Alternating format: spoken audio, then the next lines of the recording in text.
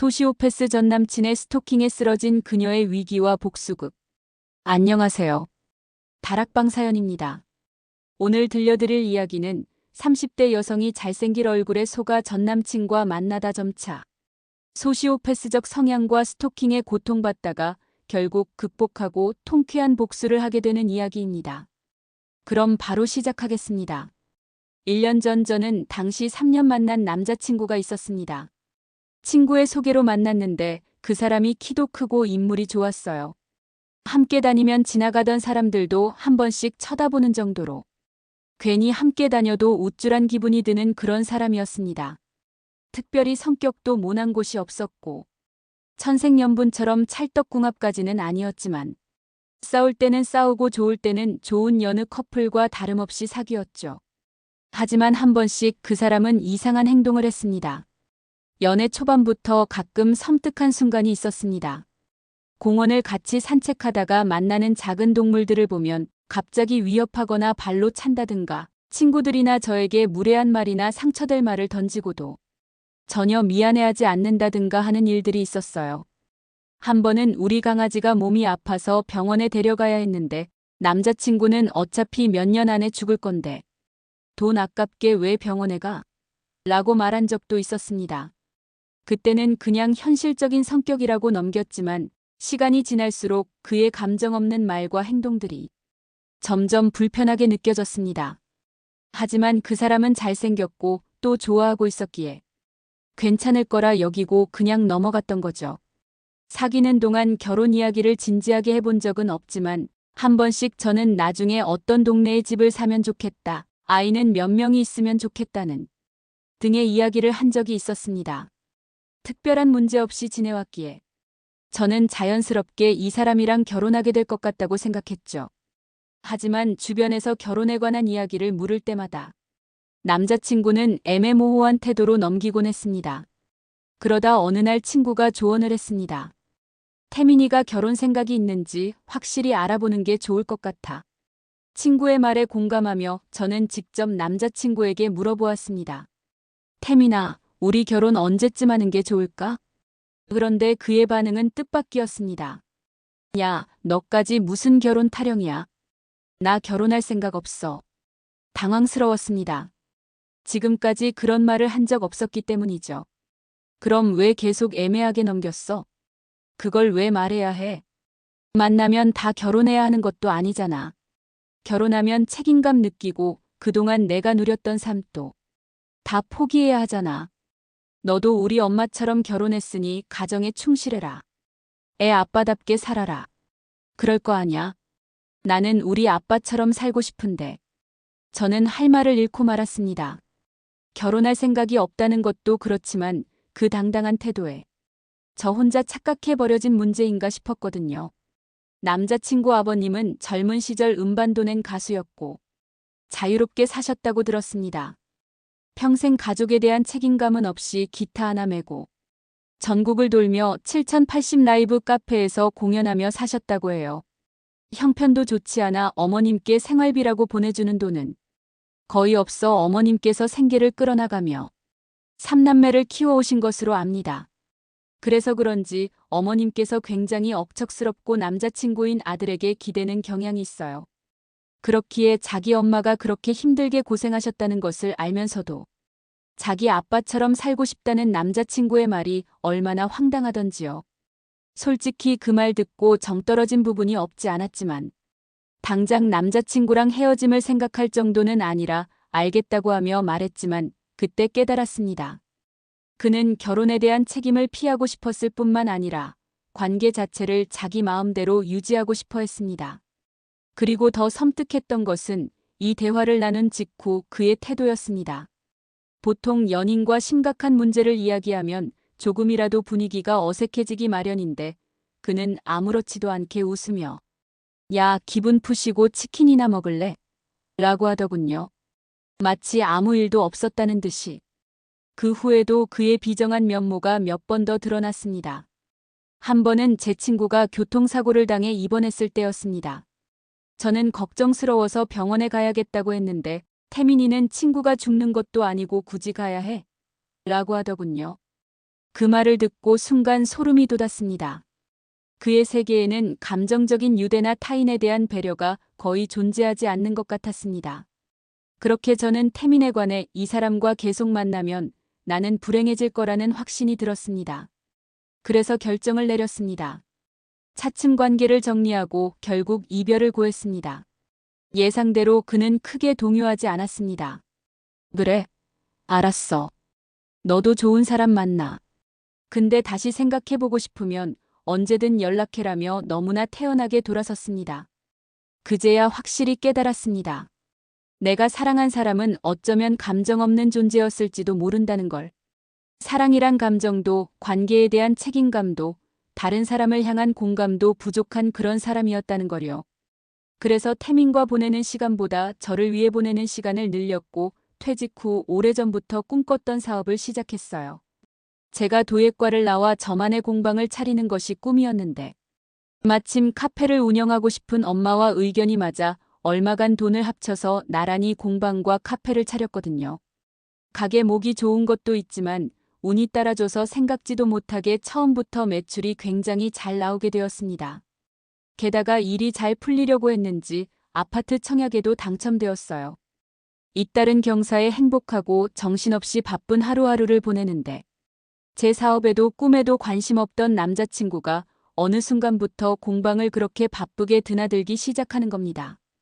가게 계약부터 인테리어까지 저렴하게 한다고 힘들게 발품 팔 때는 전혀 도움을 주지 않았어요.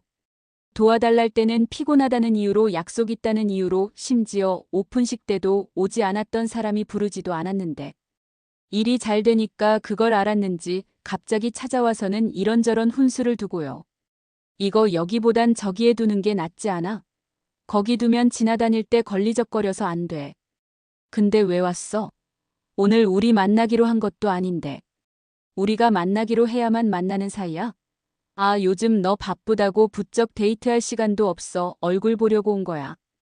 별일이네. 내가 만나자고 할 때는 우석이랑 약속 있다. 피곤해져야 한다. 별 핑계를 다 대놓고선 그때는 약속이 있었던 거고 피곤해서 그랬겠지. 근데 너 일이 좀 잘 되나 보다. 원데이 클래스 이런 거 하면 얼마나 벌어? 벌기는. 사람이 많아 보여도 아직 멀었어. 친구 말로는 여기가 데이트 코스 되어 있어서 상당히 인기가 좋다던데. 연인들 데이트 코스 이벤트 열어서 운 좋게 입소문 좀 탔어. 근데 어쩌지? 나 이거 정리하고 그러면 구시는 될 텐데. 따로 저녁 먹을 시간은 없어. 그럼 그때 끝나고 먹지. 뭐 평소 할 일 없이 기다리게 하는 게. 질색이라던 사람이 2시간을 그냥 기다리겠다고 하는 것도 좀 의아했어요. 갑자기 무슨 바람이 불어서 저런가 했는데 점점 그 행동이 지나치다는 생각에 불편해지더라고요. 처음부터 내일도 자기 일처럼 잘 챙겼던 사람이면 모르는데 자긴 예술가 기질이 있어 개인주의적인 성향이 강해 여자친구든 가족이든 남일을 자기 일처럼 생각하기 어렵다고 했었거든요. 그런데 주말마다 이른 아침 오픈 준비를 도와주거나 저녁에 뒷정리를 나서서 하면서 마치 자기 일이라도 되는 것처럼 저한테 입을 대는 게 좀 싫었습니다. 왜 이래 이거 내 일이야 왜 자꾸 나와서 귀찮게 그래 야말을 왜 그렇게 하냐? 나는 다 너 도와주려고 그런 건데. 그러니까 언제부터 날 그렇게 도와줬다고 갑자기 이러냐고 그리고 도움 안 돼 걸리적거리기만 하는데. 흙 다루는 법은커녕 청소도 제대로 못하면서 앞에서 걸리적거리게 왜 그래? 진짜 말 서운하게 하네. 나는 다 생각해서 하는 건데. 도움이 안 된다고 그렇게 말하는 게 맞아? 이건 내 일이야. 공과 사는 좀 구분하자는 거지. 너가 좋아하는 말 아니야. 너는 너 나는 나 전처럼 내 일은 내가 알아서 하고 싶으니까 정 기다리고 싶으면 저기 앉아서 좀 기다려. 사실 어지간하면 늘 제가 남자친구에게 맞춰주는 편이었어요.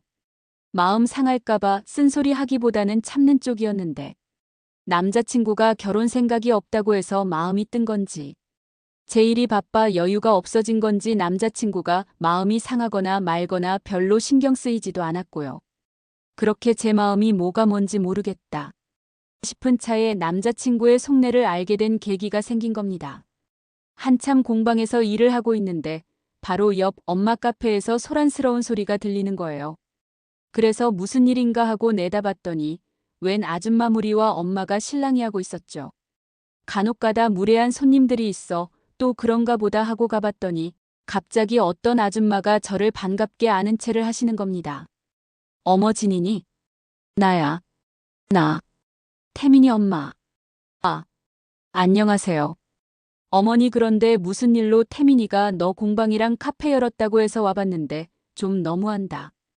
야박하게 딸 남자친구 엄마라는데도 커피값을 받으려 하니 섭섭하지 뭐야. 안 그래도 너 불러보려던 차였어.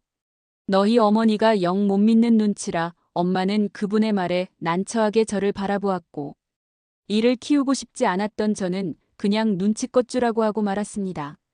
커피값 그거 얼마나 된다고 얼마든지 남자친구 어머님 대접해드릴 수야 있지만 엄마가 알아서 내지 않으셔도 된다고 한 것도 아닌데 느닷없이 자기가 당신 딸 남자친구 엄마니까 그냥 좀 해주면 안 되냐고 하는 건 좀 경우가 없더라고요. 그런 사람이랑 실랑이 하느니 기분 상할 것 같아 대충 응대하고 보낸 뒤 남자친구에게 이야기했어요. 오늘 어머님 오셨더라. 말도 없이 그렇게 오셔서 좀 곤란했어. 그래 아이네가 엄마한테 너 가게 열었다고 했더니 한번 찾아가 봐야겠다고 하더라고. 그래서 갔나 보다 나도 몰랐어. 미리 연락 좀 주시지. 그리고 카페에서 내 남자친구 엄마라고 하시면서 커피 그냥 달라고 해서 엄마도 좀 난처하셨나 봐. 미리 언질이라도 있었음 당황하지도 않았을 텐데. 혼자 오신 것도 아니고 지인 5을 데리고 오셔서 그렇게 막무가내로 요구하시니 엄마도 얼마나 황당했겠어. 엄마는 당연히 아는 사람이니까. 그냥 주실 거라고 생각했나 보지. 아, 근데 너 그 아파트 입주일은 언제라 그랬지? 아파트 그거 내년 가을. 왜? 내년 가을 아니 뭐 엄마가 언제 독립할 거냐고 하길래 아이 그럼 그쯤이라고 하면 되겠다. 독립 그게 무슨 말이야? 당장 결혼할 것도 아니면 평생 같이 살 거냐고 하시길래 나간다고 했지. 아, 그럼 너 그 아파트 입주할 때 나도 같이 들어가면 되잖아. 뭐 너가 왜 같이 들어가? 왜 같이 들어가냐니? 같이 살 수 있는 거 아냐? 아이 너 그럼 거기서 혼자 살려고 했어. 당연히 나 혼자 살지 너야말로 무슨 말하는 거야? 네가 왜 같이 들어가 나는 너랑 동거할 생각 없어. 야 너 어떻게 그렇게 큰 집에 너 혼자 살 생각을 해? 내 생각은 안 해? 내가 너희 엄마도 아닌데. 너 어디서 살지 그런 것까지 생각해야 해? 나는 애초에 청약들 때부터 나중에 신혼집까지 염두에 둔 거야. 동거할 생각으로 들어가는 게 아니라 결혼. 뭐야? 뭐 결국 결혼하잔 이야기야? 아니 살다 보면 결혼도 할 수 있는 거지. 아, 너 결혼 생각 없다며? 가족에게 얽매이지 않고 자유롭게 바람처럼 사는 아버님처럼 살고 싶다더니 무슨 결혼이야? 사람 생각이 바뀔 수도 있는 거지. 너는 뭐 작년에 가졌던 소신 그대로 지키고 살아. 뭐 정결혼하고 싶으면 입주 전에 하든가. 그리고 우리 신혼집 하면 되겠네.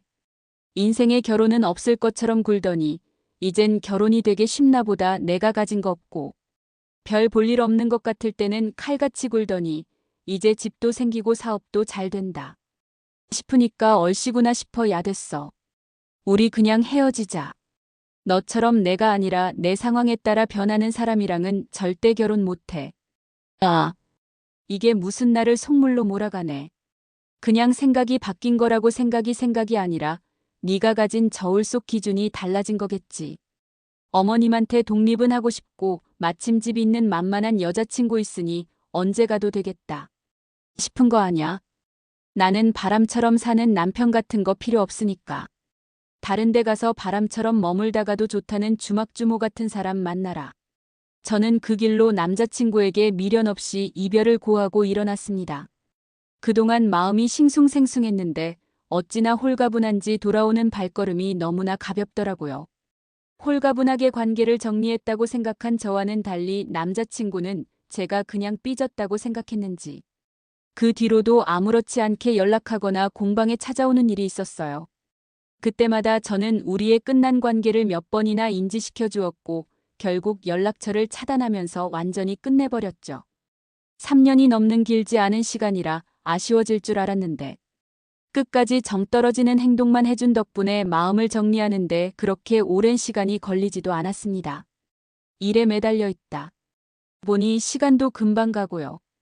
그리고 몇 달 뒤 공방 수강생으로 들어와 연이 닿은 남자와 다시 연애하게 됐어요.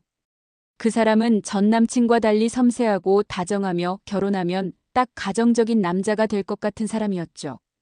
사람 좋아하고 술자리 좋아했던 전 남친과 달리 도예나 그림 같은 취미를 가지고 있는 것도 마음에 들었고요. 3년이나 만나놓고 나중에서 결혼 생각 없는데 무슨 소리냐고 오리발 내밀던 전 남친과 달리 그 남자는 처음 시작하기 전부터 결혼에 관한 자기 생각을 말해주었죠. 여진 씨도 저도 나이가 있으니 이렇게 시작하는 게 어떤 의미가 있는지 알아요. 아직은 결혼을 마르기에 섣부르다고 생각할지는 모르겠지만 저는 진지하게 진아 씨랑 결혼을 바라보면서 만나보고 싶은데요. 당연히 저도 나이가 있다고 해서 떠밀리듯 결혼하고 싶은 생각도 없었고 이 사람을 만난다고 당연히 결혼할 거란 생각은 없었지만 처음부터 그렇게 이야기하니 신뢰가 가더라고요. 그래서 저희는 자연스레 연인이 됨과 동시에 누가 먼저랄 것도 없이 미래를 그리며 결혼 준비를 하기 시작했습니다. 무엇보다도 좋아하는 사람이 바로 저희 부모님이셨어요. 내가 말을 안 해서 그렇지 태민인지 뭔지 걔랑 헤어져서 얼마나 속이 다 후련했는지 몰라. 그랬어? 엄마 태민이 마음에 안 든다는 말 한 번도 한 적 없잖아. 그거야. 네가 좋아하니까 그런 거지. 애가 얼굴 반반한 거 믿고 너 함부로 하는 것 같아서 마음이 좀 안 좋았어. 결혼이라도 한다고 하면 그때 나서서 반대해야 할 텐데 어쩌나 싶었던 차에 얼마나 다행인지. 엄마가 그렇게 생각하는 줄 몰랐네. 한 번도 제대로 만난 적도 없으면서. 만나봐야 알아. 엄마는 내 얼굴만 봐도 알아. 연애하면 매일 웃어도 모자랄 판에 넌 남자친구랑 전화한다고 하면 꼭 한숨 쉬고 돌아오거나 곧 죽을 사람처럼 인상 쓰고 나오는데 제대로 만난다고 볼 수 있겠어. 진짜 내가 그렇게 죽상을 하고 있었나. 엄마가 날 그렇게 관찰하고 있는 줄은 몰랐네. 나뿐이야. 네 아빠도 쓴소리 못해서 그냥 지켜본 거지. 나 시켜서 너 빨리 헤어지게 하라고 한 적이 한두 번이 아니야. 몇 달 전에도 너 걔 만나고 와서 밤에 울었잖아. 그땐 나도 기억난다. 눈물 날 만했어. 나는 걔가 나랑 결혼 생각하는 줄 알았는데 결혼 생각 없다고 딱 잘라 말하더라고. 뭐 근데도 몇 달을 더 만났단 말이야. 아주 너는 내 속에서 나왔지만 나 닮지 않아서 아주 맹추 같은 구석이 있어. 그런 놈이 뭐가 좋다고 계속 만난 거야. 그러게 그래도 더 만나보길 잘했다.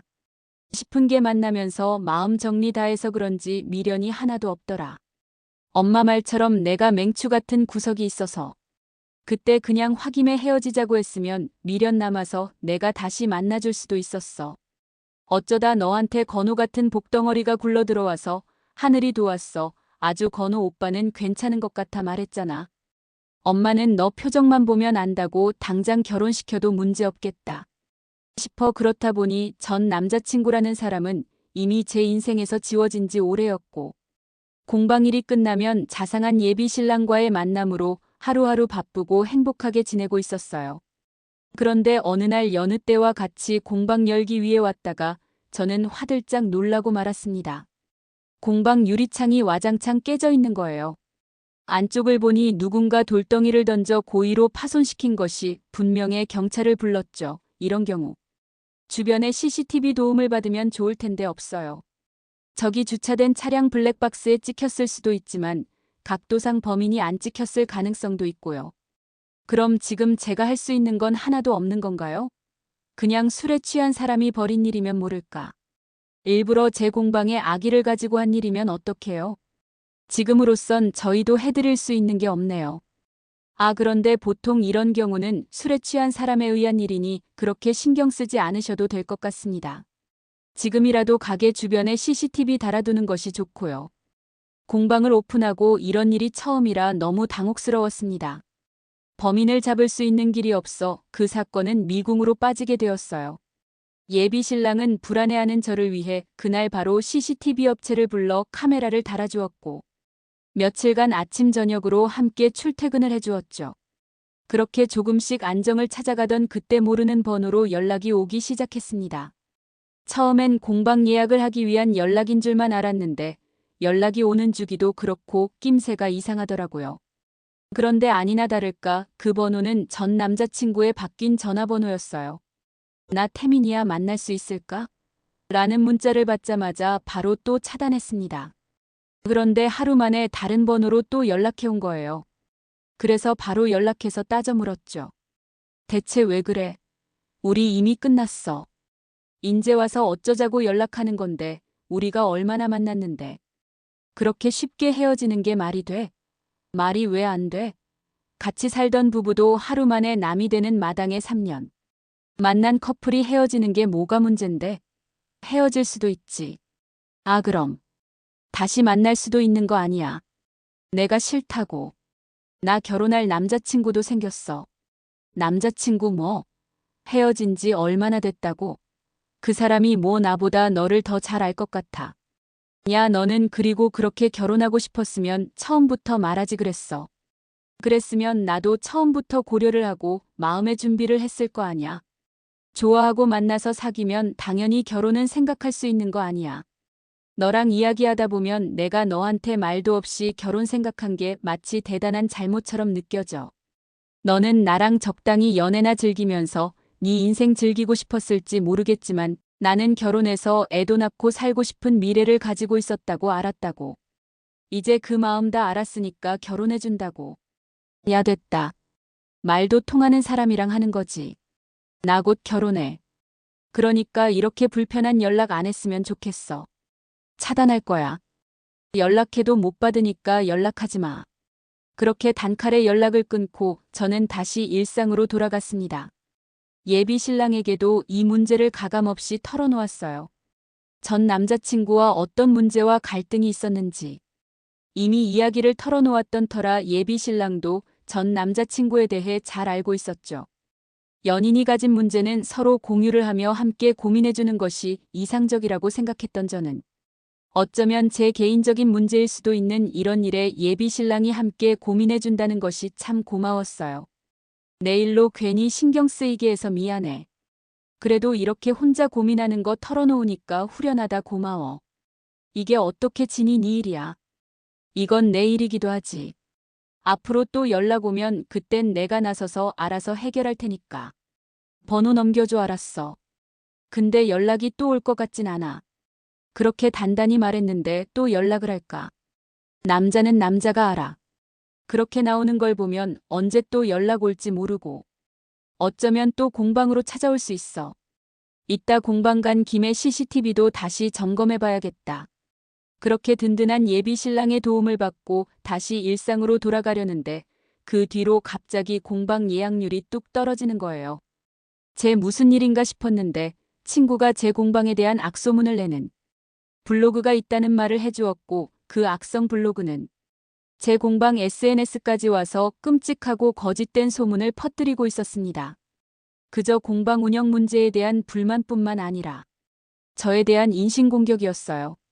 다른 곳보다 흙을 더 적게 준다느니 도와달라고 했더니 매섭게 노려보며 그것도 못한다고 면박을 줘서 창피했다느니 자기가 작품을 다 망가뜨려 놓고 고객이 잘못 만들어서 작품이 파손됐다고 책임 못 진다고 했다느니 하는 있지도 않은 거짓말도 문제지만요. 사실 확인도 되지 않은 그저 저를 비방하려는 목적으로 쓴 글도 많았습니다. 이 공방 주인이 굉장히 문란한 사람이라 밤마다 클럽 가서 남자들 만나는 게 취미라는 둥. 전 남친 사이에서 애도 2번이나 갖고 낙태했다는 둥. 정말 말 같지도 않고 모욕적인 말도 안 되는 글들로 도배가 되어 있었어요. 야, 이거 보통 심각한 일이 아니야. 누가 너한테 아주 나쁜 마음 먹고 일부러 그런 거라고. 그러게 기가 막혀. 진짜 근데 이거 태민이가 한 짓 아니야? 사실 나도 지금 의심은 하고 있어. 지금 이 상황에서 나한테 이런 짓 벌일 사람은 걔밖에 없으니까. 야, 이거 그냥 넘어가면 안 돼. 신고하고 꼭 잡아서 처벌해. 괜히 너 예정이니 뭐니. 그런 걸로 그냥 넘어가면 진아 그거 너 완전히 만만하게 보고. 앞으로도 또 그럴 거야. 응, 안 그래도 건우 오빠가 사이버 수사대에 신고하겠다고 자료를 모아놓았어. 진짜 차태민 짓이면 더 용서 못하지. 전에 만났던 연인이 나에 대해 그렇게 무차별적이고 끔찍한 사이버 테러를 가했다는 사실이 충격이었어요. 비록 끝이 그다지 좋지 않긴 했지만 누군가를 끔찍한 기억으로 남기고 싶지 않아. 차라리 저를 모르는 어떤 미친놈이 한 짓이길 바랬죠. 하지만 그건 그저 제 바람이었을 뿐. 제게 그렇게 악의적인 글을 남긴 사람은 역시나 전 남자친구가 맞았습니다. 저는 친구와 예비 신랑의 조언에 따라 그를 고소해서 명예훼손과 허위사실 유포에 따른 손해배상 청구로 처벌을 받게 했죠. 문제가 해결되었다고 해서 기분이 나아지진 않았어요. 사귀는 동안 결혼 문제로 인한 갈등이나 끝에 마음이 식어 생긴 문제 말고는 큰 문제도 없던 사람이었어요. 싸우기도 싸웠지만 화해하고 좋을 좋았고 어쨌거나 제가 한때 사랑했던 사람인데 그런 사람이 저에게 그런 끔찍한 악담을 하고 다녔다니 너무 속상했죠. 고소장이 들어가고 나니 결국 또 공방까지 찾아왔더라고요. 전에 없이 초췌한 몰골로 나타나 제 눈치를 보며 서 있는데 솔직히 안 됐다는 생각보다는 좀 무섭다는 생각이 들더라고요. 그래서 공방 안으로 들이지도 않고 일부러 사람이 지나다니는 길에 서서 짧게 이야기를 나누었습니다. 왜 왔어? 연락하지도 찾아오지도 말랬더니 미안해, 내가 나쁜 마음을 먹고 그런 건 아니고. 뭐? 그게 말이 되니 나쁜 마음을 먹고 그런 게 아닌데 그렇게 끔찍한 말을 쓴다고? 공방 이미지 타격은 둘째, 치고 나는 너한테 너무 실망했어. 너는 내게 그래도 한때 사랑했던 사람으로 기억될 기회마저 잃은 거야. 누군가 너에 대한 이야기를 꺼내면 나는 치가 떨리지. 너를 단 한순간도 그리워하지 않을 거라고.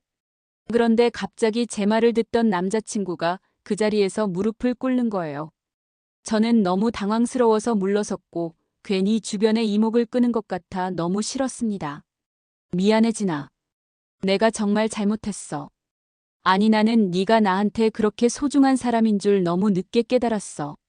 너랑 헤어지고 나서야 나는 너 없이 살 수 없다는 거 알아버렸어. 제발 나한테 다시 한 번만 기회를 줘. 이제 와서 무슨 소리야? 나 남자친구 있고 곧 결혼할 거라고 2번, 3번 말해야 알아들어. 그 말이 무슨 말인지 몰라. 우린 다시 시작할 수가 없다고. 나는 지금 남자친구한테 너한테 한 번도 못 받은 마음과 사랑을 받고 있어. 나는 그래서 설사 지금 남자친구랑 헤어지더라도 너한테 돌아가는 일은 없어. 사람이 실수를 할 수도 있고 뒤늦은 후회의 기회를 얻어 만회를 하기도 해. 그런데 너는 내 실수를 그냥 넘어가지도 못하고 만회할 기회도 안 주겠다는 거야. 그게 어떻게 실수야? 내가 나 비참해질 것 같아서 이런 말까지 안 하고 싶었는데 너네 공방 잘 되고 아파트 됐다는 거 안 뒤로 마음 바뀐 거잖아. 그전에는 내 공방 이름도 제대로 몰라서 말할 때마다 틀리고 난 공방하는데도 너 지인이나 친구들한테 그냥 회사 다닌다고 둘러댔으면서 잘 되고 나니까 말하고 다닌 거 아니야? 더 말하기도 입 아파. 내가 돈 잘 벌어 그제야 네 삶이 내 덕에 더 편해질 것 같으니까 마음 바뀌어서 결혼하자고 한 거잖아. 너는 처음부터 결혼하기 싫었던 게 아니라 그냥 내가 돈 없고 내세울 것 없는 것 같은 나랑 결혼하기 싫었던 거야. 너는 나를 대체 어떻게 생각하는 거야? 그건 그냥 내 멋대로 생각한 거잖아. 다 떠나서 어떤 남자가 자기 분풀이하겠다고 자기 전 여자친구를 그렇게 이야기해. 클럽에서 남자를 밤낮 없이 만나는 문란한 창년 악태를 밥 먹듯이 하는 년. 어떻게 그런 이야기로 전 여자친구를 모욕할 수 있냐고. 그건 내가 너무 화가 나. 서야, 너 지금 모르나 본데 이거 엄연한 폭력이야. 네가 손발을 쓰지 않았다고 해서 내가 눈에 보이는 상처가 없다고 해서 상처받지 않은 게 아니라고. 나는 그 글 보고 주먹으로 몇 대 맞은 것보다 더 심한 충격받았어. 차라리 주먹으로 몇 대 맞은 거면 몇 주 앓고 끝났겠지. 난 널 떠올릴 때마다 그 글도 같이 떠올리게 될 거야. 평생을 당장 내 눈앞에서 꺼져 이런 꼴도 보고 싶지 않으니까 당장. 그렇게 한번 울분을 쏟아내고 나니 그동안 참았던 감정이 폭포처럼 쏟아져 내렸습니다. 애써 부정하고 잊어버리려고 했는데 저를 향한 도를 넘은 그 인신공격들이 머릿속에서 떠나질 않았어요. 전 남자친구는 그 글을 보고 지금 예비 신랑이 나가 떨어져 주길 바랐겠지만 오히려 그게 저희 사이를 더 끈끈하게 만들어 주었죠. 예비 신랑은 제 마음을 완벽하게 다독여 주었고 내 일을 자기 일처럼 생각하고 해결해 주려는 모습에 든든했어요. 당장 가서 한 대 때려주고 싶다는 예비 신랑에게 괜히 손 더럽히지 말라고 법이 해결해주기까지 기다리자고 했죠. 그렇게 한동안은 조용한가 싶었는데 어느 날 갑자기 공방에서 일하는 제게 엄마가 온 겁니다. 카페에 저를 찾는 손님이 있는데 어떻게든 내보내려고 했지만 저를 만나야 가겠다고 억지를 부린다면서요. 설마 전 남자친구인가 했는데 가봤더니 의외의 인물이 저를 기다리고 있었죠. 바로 전 남친 엄마였어요. 그 사람은 엄마 카페에 앉아 태연히 커피를 마시며 저를 기다리고 있었던 겁니다. 어머, 여진이 왔어. 내가 얼마나 기다렸는지 몰라. 여긴 어쩐 일이세요? 남녀 일엔 함부로 끼는 게 아니라지만 자식 일이 되다 보니까 내가 가만히 있을 수가 있어야지. 요즘 우리 태민이가 여진이 너 때문에 속이 많이 상했는지 많이 힘들어하더라. 그 일은 태민이 만나서 이야기했고 이미 끝난 이야기예요. 더는 어머님이랑 할 이야기는 없는 것 같습니다. 그러지 말고 좀 앉아봐. 듣자 하니 너 처음에 우리 태민이가 결혼 생각 없다고 해서 마음 상했다며. 나중에 다시 결혼하자니까 말 바꿔서 싫다고 하고. 여진아, 남자 말 곧이곧대로 듣는 거 아니야. 결혼 생각 없다는 건 그냥 그때 태민이가 마음의 준비가 안 됐던 건데 그 메시지를 해석 못한 내 잘못도 있잖아.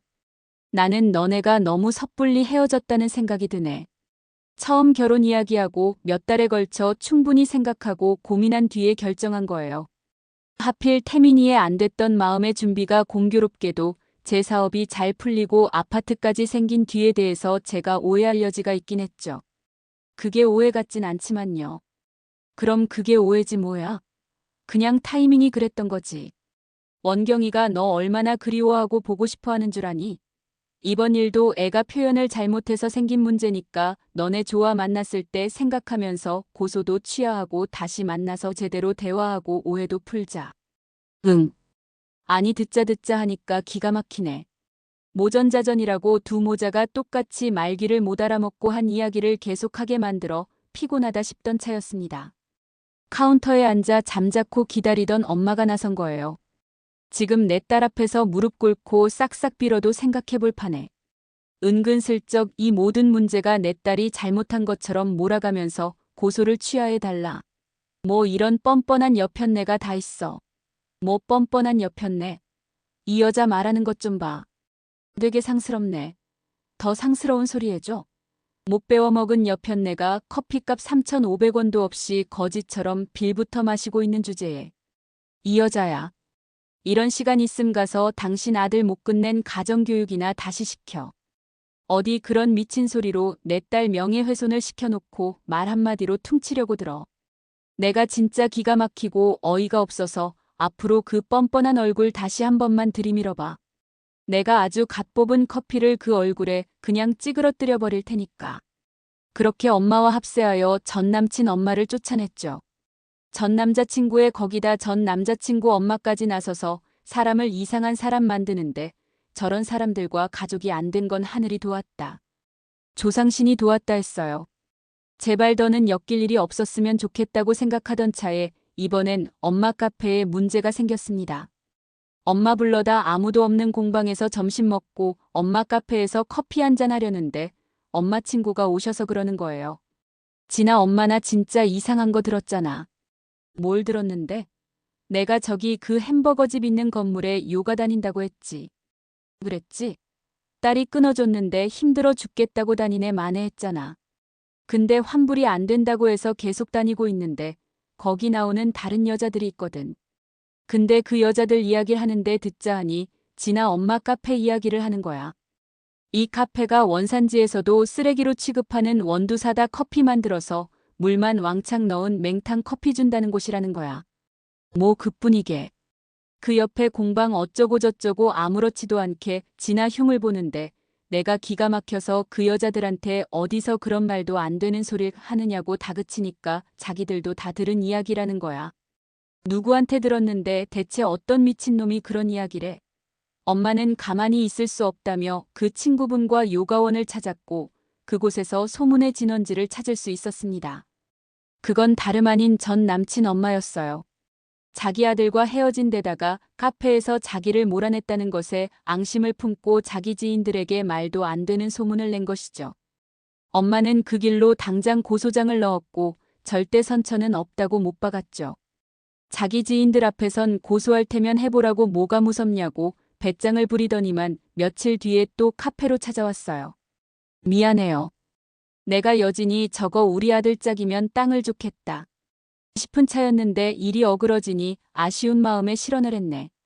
아주머니도 딸 가진 엄마니 그 마음 알 거 아니에요. 저는 도통 모르겠네요. 딸 가진 엄마니 남의 자식도 귀하단 생각에 그런 일은 상상도 못할 것 같은데요. 불쾌하니 괜히 저까지 싸잡아 그쪽 같은 사람이랑 묵지 않았으면 좋겠네요. 모양새도 좀 그렇잖아요.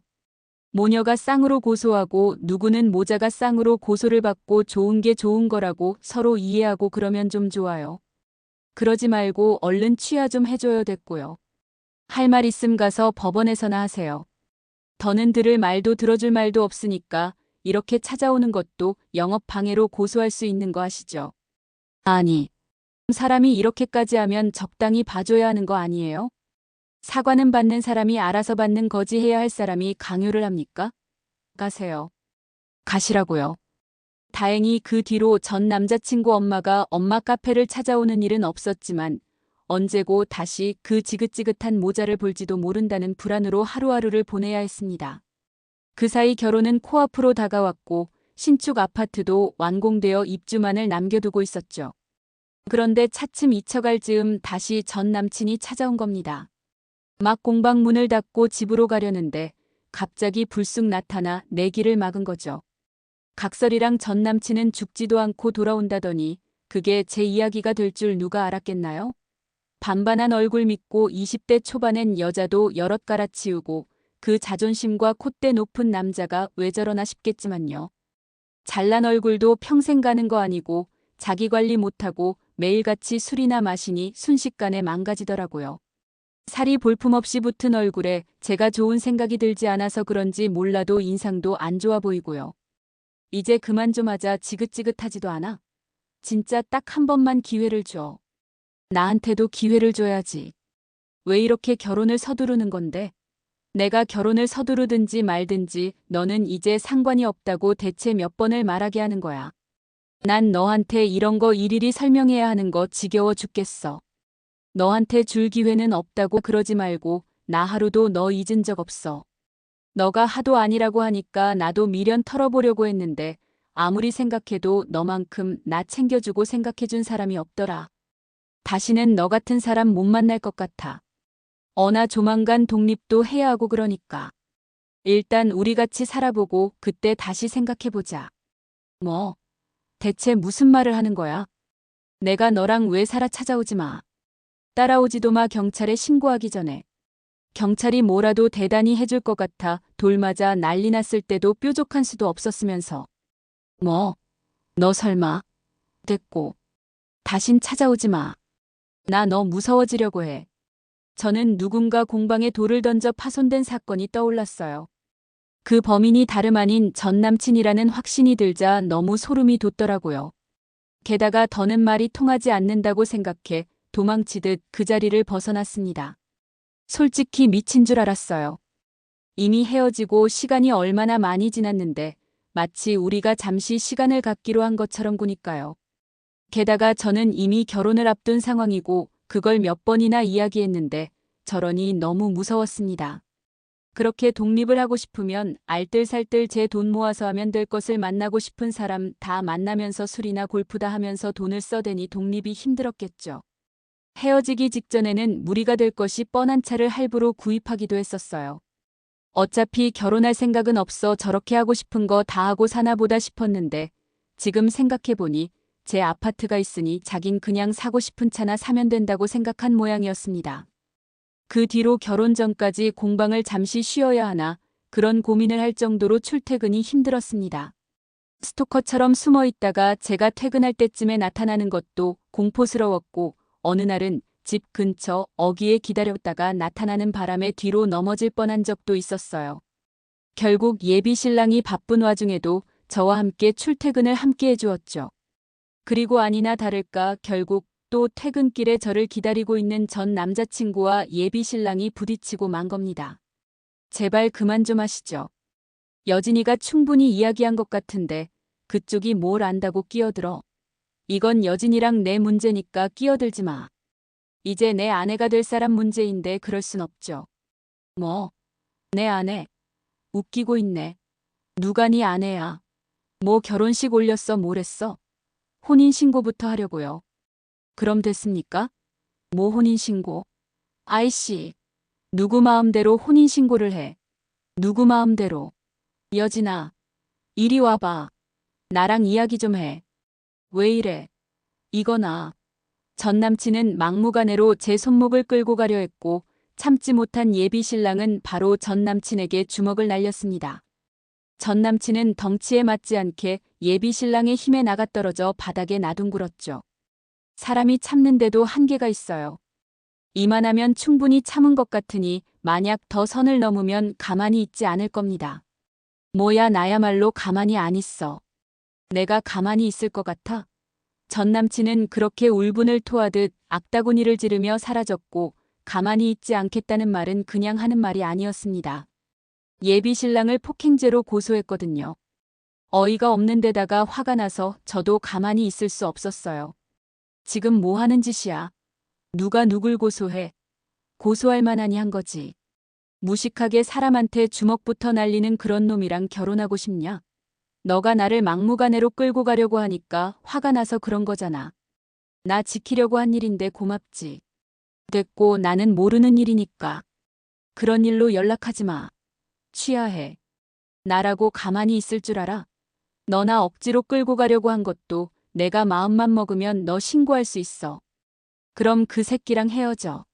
그러면 취하해 줄게. 그리고 나랑 다시 사귀어.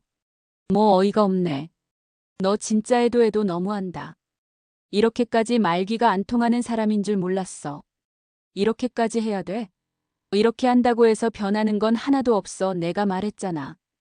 그 사람이랑 헤어지게 되더라도 너랑 결혼할 일은 없다고. 모를 일이지.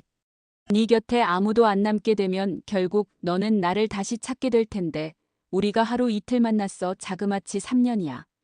네 남친 감옥 보내기 싫으면 알아서 해. 네가 헤어지기만 하면 그 새끼도 나도 너도 다 좋은 일인데 뭘 그렇게 고민하고 있어. 잘 생각해봐. 이젠 자기가 갑이 됐다고 생각했는지 전화도 먼저 끊고 예비 신랑과 헤어지고 난 뒤 자기한테 오면 고소를 취하해주겠다고 배짱을 부리는데 얼마나 열이 받던지요. 신경을 쓰지 마. 완전히 상대할 필요도 없는 쓰레기 수준이야. 어쨌든 고소를 당했으니 그냥 넘어갈 순 없잖아. 오빠 위신도 있는데 폭행죄로 고소당했다고 소문이라도 나면 나 오빠한테 미안해서 어떡해. 그 상황에 아무것도 안 하고 있었다고 소문나는 것보다 훨씬 나아. 어차피 기껏해야 벌금 정도 불 거고 네가 나서서 증언하면 정상 참작돼서 벌금도 안 나올 일이야. 벌금 나와봤자 미친놈 한 대 치고 그 정도면 싸게 먹힌 거지. 예비 신랑이 그렇게 이야기라니 마음이 놓여 심각한 문제 같지도 않아서 저도 그냥 내버려뒀습니다. 그런데 제가 더는 매달리지 않고 신경 쓰지 않으니 오히려 안달이 났는지 예비 신랑이 감옥 간다는데 아무렇지도 않냐고 왜 더는 부탁하며 매달리지 않냐고 날린 거예요. 진짜 징글맞고 지겨워서 그마저도 무시했더니 친구들 사이에 제가 곧 옥바라지하게 생겼다고 소문을 내고요. 하지만 친구들 사이에서도 전 남친의 무분별한 악행이 알려진 뒤라 전 남친을 만나는 친구들도 많지 않았고 오히려 나은 친구들은 애 좀 그만 괴롭히라고 나무랐다고 해요. 그러다 결국 제가 잠시간 공방문을 닫게 되는 계기가 생겼는데 그 역시 전 남친과 관련된 문제였습니다. 어느 날 중년 여성의 그룹 예약이 잡혔거든요. 그런데 그분들이 아는 분 예비 며느리가 하는 곳이라고 하길래 와봤다고 공방 칭찬하며 좋아하시는 거예요. 예비 신랑에게 들은 이야기가 없어 어리둥절했지만 그래도 어머님 지인분들이시라고 하니 이것저것 더 챙겨드리며 신경 써드렸는데 그분 중 한 분이 그런 말씀을 하신 겁니다. 아유 태민이 아주 장가는 잘 가겠네. 이렇게 똑부러지고 태민이만한 애가 어딨겠어. 일도 잘해 싹싹해. 아주 태민 엄마 노났지 태민이요? 그래 태민이. 차 태민이. 그분 입에서 전 남친 이름이 나온 순간 저도 모르게 들고 있던 흙덩이를 바닥에 떨어뜨리고 말았습니다. 알고 보니 그 지인분들은 예비 신랑 어머니의 지인들이 아니라 전 남친 엄마의 지인분들이셨던 거예요. 그 난리가 났는데도 자기 지인들에게 저를 예비 며느리라고 하고 다니는 것이었죠. 그리고 기억이 안 나요? 같이 일하는 선생님 말이 제가 정신을 놓고 눈을 뜨고 쓰러졌다고 하더라고요. 병원에서는 제 증상을 보더니 극심한 스트레스에 의한 공황 발작이 온 거라고 했습니다. 공황 발작이라는 게 말로만 들어봤지 정말 제가 전혀 예기치 못한 순간에 오는 거더라고요. 어떠한 조짐도 없이 제 안에 쌓였던 스트레스가 한 번에 터지면서 사람을 극한으로 몰아넣는 기분이었습니다. 전 남친도 그렇고 그 엄마란 사람도 그렇고 제 상식에서 한참을 벗어난 사람들이라 무서웠어요. 사람 미치게 만드는 것은 일도 아니겠다 싶을 만큼 뻔뻔했고요. 한번 발작이 시작되니 전 남친 이름만 들어도 심장이 쿵쿵쾅 뛰고 불안해져서 견딜 수가 없었습니다. 결국 엄마와 상의 끝에 공방도 카페도 잠시 문을 닫게 되었어요. 저는 약을 먹어가며 결혼 준비를 하게 되었습니다. 심할 때는 밖에 나가는 것조차 힘들어 집안에 틀어박혀 있거나 예비 신랑이 데리러 와야만 주변을 살피며 겨우 외출할 수 있는 수준이었어요. 그러다 보니 결혼식도 미뤄야 하는 거 아니냐는 말이 나왔지만 이미 청첩장이 나와 돌린 마당에 많은 분들과의 정해진 약속을 어길 수 없어 그대로 진행하게 되었죠. 그렇게 결혼식 날이 되었고 많은 분들이 결혼을 축하해주기 위해 결혼식장을 찾아주었어요. 신부 대기실에 앉아 찾아온 하객분들과 사진을 찍으며 시간을 보냈고 이제 식이 시작된다는 안내에 따라 준비를 하고 있었어요. 대부분의 하객들은 식장으로 들어가 있었고 몇몇의 하객분들만 식장 밖에 서서 식장을 들여다보고 있었죠. 신랑이 먼저 행진하기 위해 준비하는데 갑자기 믿을 수 없는 일이 벌어졌습니다. 신랑이 있어야 하는 자리에 갑자기 전 남친이 예복을 입고 나타나 서 있는 거예요. 저도 신랑도 그리고 저와 함께 손을 잡고 행진하기 위해 바짝 긴장해 서 있던 아버지도 무슨 일이 일어났는지 모른 채 쳐다만 보고 있었습니다. 그런데 신랑 입장 준비하시라는 말에 갑자기 전 남친이 그 자리를 꿰차고 들어가려는 거예요. 신랑 얼굴을 아는 예식장 측에서 그 사람을 만류했고 그 사람은 적반하장으로 손을 뿌리치는 겁니다. 이게 대체 뭐 하는 짓입니까? 원래 내 자리야. 뻔뻔하게 이 자리 뺏은 건 그쪽이고. 제발 그만 좀 해. 뭐가 네 자리라는 거야? 너 지금 무슨 짓을 하고 있는지 몰라. 나랑 결혼하자며 너가 나랑 결혼하고 싶다고 했잖아. 그래서 하겠다는데 왜 그러는 거야? 그게 대체 언제적 일인데 그래. 진짜 미친 거 아니야. 너 이거 정상 아니야. 정상 아니래도 상관없어. 너 여기서 결혼하는 거 절대 두고 못 봐. 나랑 안 하면 그 누구라도 못 해. 너 그리고 그 집 다 내 거야. 저딴 자식한테 못 넘겨. 미친 소리 좀 그만해. 당장 비키지 못해. 예비 신랑이 전 남친을 거칠게 밀어내려는 순간 전 남친은 예비 신랑을 향해 주먹을 휘둘렀고 예비 신랑이 바닥에 나둥글자마자 주변에 있던 하객들이 너나 할 것 없이 달려들어 전 남친을 제압했습니다. 순식간에 로비는 아수라장이 되었고 당장 신랑 입장을 해야 하는 상황에 식이 지연되었어요. 식장에 있던 하객들도 다들 술렁거리며 로비에 나와 상황을 구경했죠. 세상에 미쳤다 진짜 미쳤어. 진아. 신고했어? 내가 신고할까? 빨리 신고 좀 해. 줘 제발. 친구의 도움을 받아 곧장 경찰에 신고했고 식이 지연되면 결혼식이 물 건너가는 상황이라 친지들의 도움을 받아 전 남친을 묶어둔 뒤 겨우 결혼식을 진행했어요. 제가 예약한 홀에 다음 예식도 예정이 되어 있던 터라 친구들의 축가를 비롯해 예정되어 있던 식순을 생략하게 되어 애써 준비한 결혼식이 엉망이 되어버렸죠. 저희 둘만의 일도 아니고 양가 친지분들이 다 와 있는 상황에 그게 무슨 날벼락인가요? 화가 나는 건 둘째치고 시부모님께 면목이 없어 얼굴을 들 수가 없었습니다. 전 남친에게 맞아 입술이 쥐어 터진 채로 진행된 결혼식에 그 어떤 하객이 결혼식 자체에 집중할 수 있었겠어요. 아마 이 일은 그날 그 예식장에 있었던 사람들 사이에서 두고두고 화제하겠죠. 세상에 미친놈도 많고 사이코도 많다지만 제 주변에까지 있을 줄은 몰랐습니다.